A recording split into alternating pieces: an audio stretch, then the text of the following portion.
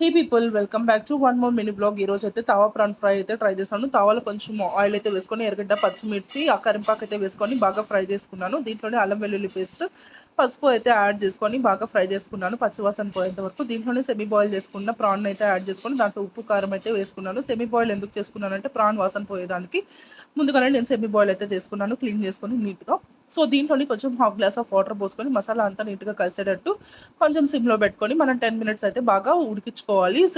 PRAN అయితే బాగా ఉడికించుకున్నాక దీంట్లోనే మనము garam masala powder, pepper powder అయితే యాడ్ చేసుకొని బాగా ఈ మసాలాను అంతా కొంచెంసేపు ఫ్రై చేసుకోవాలి. ప్రాన్ అయితే బ్రౌన్ కలర్ వచ్చేంత వరకు డీప్ ఫ్రై అయితే చేసుకున్నాక మనం పైన లెమన్ అయితే స్క్వీజ్ చేసుకుంటే ఆ తర్వాత కొత్తిమీరని గార్నిష్కి అయితే యూస్ చేసేసాను. సో కొత్తిమీరని గార్నిష్ చేసేసుకుంటే మన డిష్ అయితే రెడీ అయిపోయింది. సో మీరు కూడా ఈ డిష్ని అయితే ట్రై చేసి మీకు ఎలా కుదిరిందో కమెంట్లో అయితే నాకు కమెంట్ చేయండి. So side by side fish and రసం అయితే చేసేసాను. Thanks for